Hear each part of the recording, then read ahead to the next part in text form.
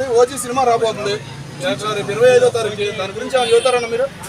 నా cinema hit అయినా collection వస్తుంది, హిట్ అవ్వకపోయినా కలెక్షన్ వస్తుంది. హిట్ అయితే ఇంకొక చాలా మందికి పేదవాళ్ళకి సహాయం చేస్తారు ఆ డబ్బులతో, వచ్చిన డబ్బులతో. హిట్ కలెక్షన్ అయితే వచ్చేస్తుంది. హిట్ అవ్వాలని మనస్ఫూర్తిగా కోరుకుంటున్నాను. ఎందుకంటే అతను రాజకీయంలో బిజీగా ఉన్నారు కాబట్టి, సినిమాలు ఇలా తీస్తూ ప్రజలకు సహాయం చేస్తున్నారు కాబట్టి మనం అతను ఆలోచించాము. ఓకే అన్న, అది మీ పిట అక్కడ శ్రీకాకుళం అన్నారు కదా, ఆయన నిజంగా అక్కడికి ప్రాంతాలకు వచ్చి చెప్పులు ఇవ్వడం, గిరిజన ప్రాంతాలకు అది గిరిజనులకు రోడ్లు వేయడం నిజమేనా? అది విజయనగరం జిల్లా మొత్తం వచ్చింది కదా, ఛానల్లో వచ్చింది. అది సోషల్ మీడియాలో చూపించుకున్నారని చెబుతున్నారు. ఒక పిఠాపురానికి అంకితం కాదు, ఆంధ్రప్రదేశ్ మొత్తానికి డిప్యూటీ సీఎం. ఒక ఎమ్మెల్యే కూడా గెలవలేనప్పుడు ఇప్పుడు డిప్యూటీ సీఎంగా 2025లో ఉన్నారు. అతను రాష్ట్రానికి ఏది చేయాలో అది చేస్తున్నారు. కేంద్రం నుండి ఎన్ని నిధులు తేవాలంటే అన్ని నిధులు తెస్తున్నారు. తెచ్చి ఒక రాష్ట్రం, ఒక హైదరాబాద్ కన్నా డెవలప్మెంట్ చేయాలి అని కూటమి ప్రభుత్వం పోరాడుతుంది. మనం అందరూ సహకరించాలి. ఇప్పుడు కూటమి ప్రభుత్వము ఏదైతే రీసెంట్లీ నేపాల్లో జరిగిన విషయం ఏదైతే ఉందో, అక్కడ అనర్థాలు జరిగాయి కదా, అక్కడ నుంచి మన విజయనగరం ఇక్కడ సంబంధించిన జనాలను కూడా చాలా మంది జనాలు కూడా తీసుకురావడం జరిగింది. అది వాస్తవమేనా? అది లేదనా? ఎందుకంటే చంద్రబాబు నాయుడు గారు ఒక అనుభవమైన సీఎం కాబట్టి అతనికి తెలుసు. నారా లోకేష్ గారు ఢిల్లీలోనే చాలా రోజులు ఉన్నారు. మన వాళ్ళని తెలుగు వాళ్ళందరినీ కూడా తెచ్చారు. అలాగే మన దేశంలో ఉన్న అందరిని కూడా తీసుకొని వచ్చారు. మన నరేంద్ర మోడీ గారు కూడా మనం గౌరవించాలి. ఎందుకంటే మనం ఎంత కొట్టుకున్నా కూడా మన దేశానికి ప్రధానమంత్రి, దేశాన్ని ఒక మంచి స్థాయిలో తీసుకెళ్తున్నారు కాబట్టి నరేంద్ర మోడీ గారికి నెక్స్ట్ సారి కూడా అతనే రావాలని మనస్ఫూర్తిగా కోరుకుంటున్నాను.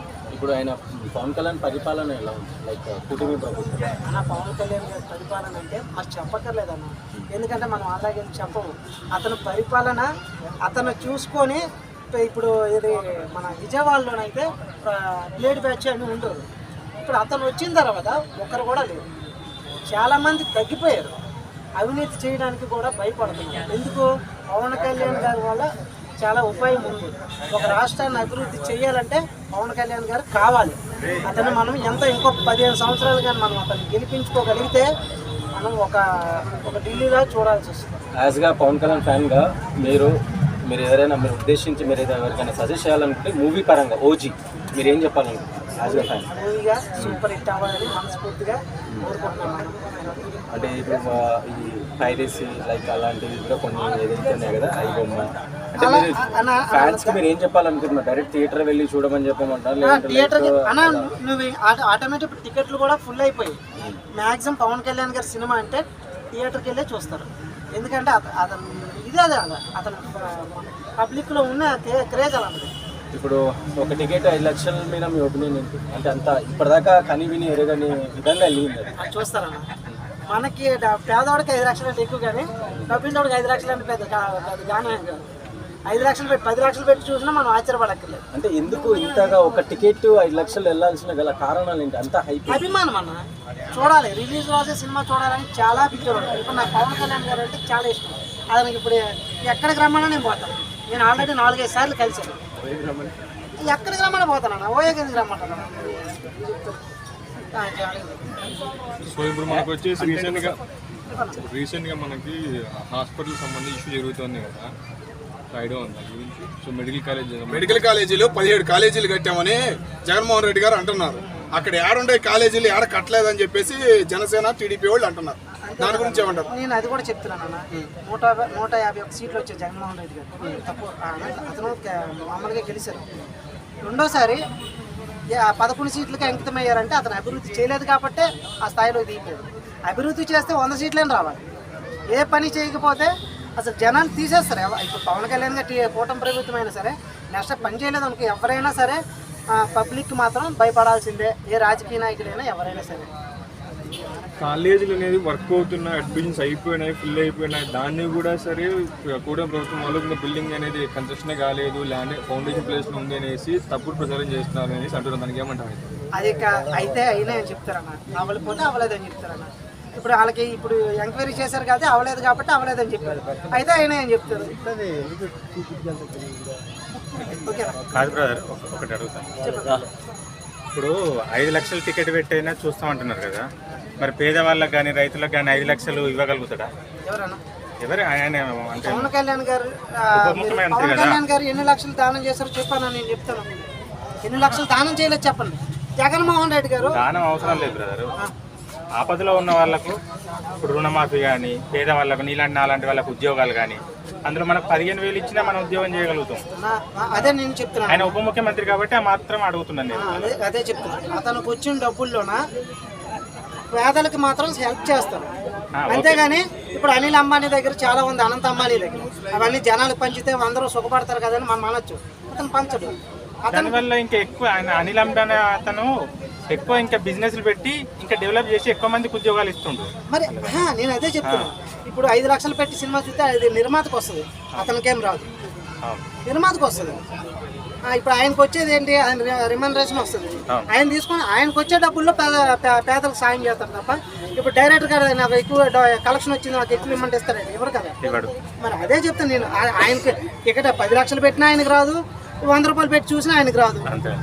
ఆయన రిమనరేషన్ ఆయనకు వస్తుంది అంతవరకే. ఇప్పుడు నిర్మాతలకు వస్తాయి డబ్బులు, అంతేగాని ఆయనకేం రాదు కదా. ఓకే, థ్యాంక్స్ అన్న. ఇంకా ముఖ్యమంత్రి అవకాశం ఏమైనా ఉండిద్దా నెక్స్ట్ టైం ఏమన్నా అన్నా? అదే పవన్ కళ్యాణ్ గారే చెప్పారు, నెక్స్ట్ 15 సంవత్సరాలు కూటమి ప్రభుత్వమే ఉండాలని. ఆయన కూడా నాకు ఈ పదవి చాలు, కూటమి ప్రభుత్వం గెలిస్తే చాలు, అభివృద్ధి చేయాలి ఆంధ్రప్రదేశ్ అనేది మాత్రమే అనుకుంటున్నారు. కార్యక్రమంలో ఉన్నారు కాబట్టి మనం అందరూ సహకరించాలి. ఏపీ హోమ్ మినిస్టర్ అయితే మాత్రం ఈ విధంగా పీడిఎఫ్ అనే ఒక ప్రజెంటేషన్ వేసి మరీ చూపించి ఈ ప్లేస్లో ఏది బిల్డింగ్ కట్టారు వైసీపీ వాళ్ళు, సో అది తప్పు అనేది చూపించారు. అదేవిధంగా దానికి ఆపోజిట్గా రోజా గారు కూడా సరే మేము కట్టింది మేము ప్రూఫ్తో చూపిస్తున్నాము, కనపడడం లేదా మీకు, సో అనేసి కూడా రిప్లై కూడా ఈరోజు అంటే కొద్దిగా ఎక్కువ క్లాష్ జరుగుతూ ఉంది. దీని గురించి ఏమంటారు? దాని గురించి నాకైతే అవగాహన లేదు, ఓకే, తెలీదు. అందుకే దాని గురించి మాట్లాడకూడదు. మనం అభివృద్ధి చేస్తున్నారు కాబట్టి చేస్తున్నామని చెప్పాలి, చేయకపోతే చేయలేదని చెప్పాలి. పార్టీ గురించి పక్కన పెడితే మనకి ఆంధ్రప్రదేశ్ అభివృద్ధి చేయాలి, అది మనకు అవుతుంది. అవునప్పుడు మనం పనులు చేయించుకోవాలి. ఏ నియోజకవర్గంలో కూడా ఎమ్మెల్యే కూడా మనకి పనులు అవ్వకపోతే ఎవరు ఎమ్మెల్యే దగ్గర కంపల్సరీ వెళ్ళి అడగాలన్న పబ్లిక్ అనేది. వెళ్ళి అడిగితే అతను పని చేస్తారు తప్ప మనం ఇంట్లో కూర్చోవటం కాదు, ఏదో ఓటేస్తాము వెళ్ళిపోతామని కాదు. మనకు పని అవ్వకపోతే అడగాలి ఎమ్మెల్యే దగ్గరికి వెళ్ళి, అయ్యా మేము ఓటేసామో మాకు గెలిపించండి అంటే ఎవరైనా చేస్తారు. మనకి కూటమి ప్రభుత్వం మాట ఇచ్చారు కాబట్టి మనము వాళ్ళు ఛాన్స్ ఇవ్వాలి. ఒక 10 సంవత్సరాలు ఇస్తే వాళ్ళు అభివృద్ధి ఏం చేయాలో చెప్తారు. మనం కూడా ఇప్పుడు ఎంటైనా ఇవ్వాలంటే ఏది కూడా అవ్వదు. ఇప్పుడు అమరావతి అన్నారు, కనీసం అమరావతి మనకు ఈ 5 yearsలో కంప్లీట్ అవుతుందా మనకి? అదే అన్న నేను చెప్తున్నాను. అమరావతిగా ఒక క్యాపిటల్ తయారు చేయాలంటే చాలా టైం పడుతుంది. ఒక 10 సంవత్సరాలు మనం వాళ్ళకి అవకాశం ఇవ్వాలి. ఎవరినైనా సరే 10 సంవత్సరాలు గెలిపించుకోవాలి. 10 సంవత్సరాలు గెలిపించుకుని మాకు రాజధాని కావాలి అని చెప్తే వాళ్ళు రాజధాని కంపల్సరీగా కడతారు. ఇప్పుడున్న ఆంధ్రప్రదేశ్ దీంట్లో బడ్జెట్ తక్కువగా ఉంది కాబట్టి కేంద్రంతో కలివిడిగా వెళ్ళి బీజేపీ పార్టీని కూడా కలుపుకొని పోతున్నారు. ఇప్పుడు ఇచ్చిన ల్యాండ్ ఏదైతే ఉందో అది సరిపోదంటే ఇంకా కావాలి అనేసి చంద్రబాబు గారు అంటారు, దానికి ఏమంటారు? అది ఇంకా కొద్దిగా కావాలని. ఎందుకంటే ఇప్పుడు ఇచ్చిన వాళ్ళకే డబ్బులు ఇంకా ఇవ్వలేదు కదా, ఇంకా కొత్తగా ల్యాండ్ ఎవరిస్తారు మనకి నమ్మి, ప్రభుత్వాన్ని నమ్మి. ఇప్పుడు నా ఇచ్చిన కొన్ని ఏం లేకపోతా ఉంది, ఇచ్చిన వాళ్ళకి డబ్బులు లేకుండా వాళ్ళు మాకు వద్దురా స్వామి మాకు ల్యాండ్ వెనక్కి ఇచ్చేయంటారు అంటున్నారు.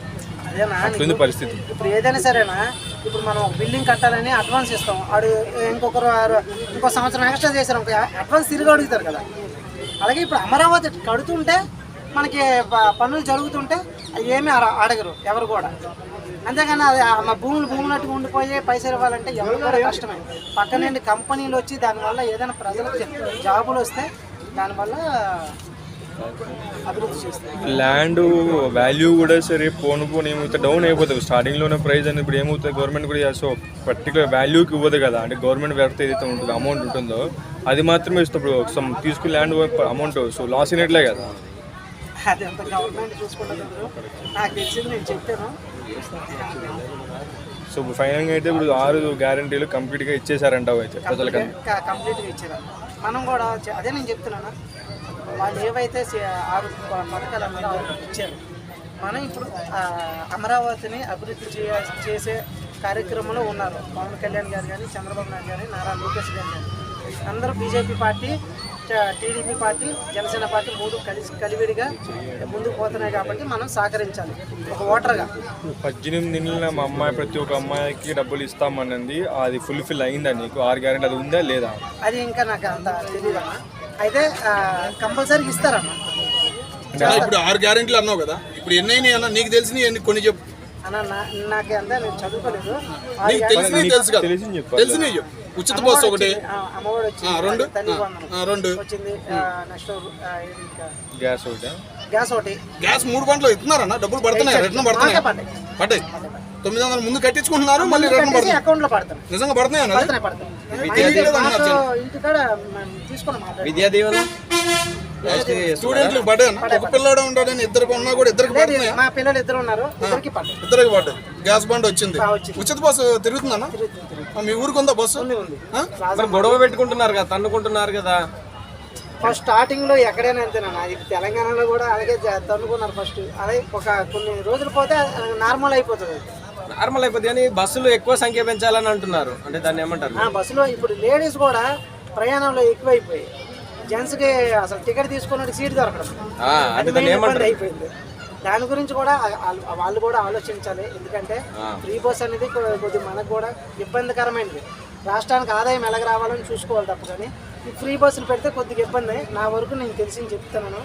అంత ఫ్రీ బస్ అనేది నాకు తెలిసి వేస్ట్ అన్న. చాలా మంది అంటున్నారు ఇట్లా ఫ్రీలు ఇవ్వడం వల్ల రాష్ట్రము అప్పుల పాలైపోద్ది. ఆల్రెడీ ఆంధ్రప్రదేశ్ అంటేనే అప్పుల పాలై ఉంది. ఇప్పుడు ఇట్లా అప్పులు చేసుకుంటూ పోతే రాష్ట్రం రేపు అమ్మేసే పరిస్థితి ఉంటుంది అంటున్నారు. లేదు అన్న, వాళ్ళు ఏదైనా పెట్టారంటే 10కి 100 సార్లు ఆలోచించే పెడతారు. ఆదాయం ఎలాగ రావాలి, ఎలాగ మనకి ఎంత డిపాజిట్, ఎంత మన బస్ డిపాజిట్కి ఎంత కట్టాలి అన్ని ఆలోచించుకొని పెడతారు.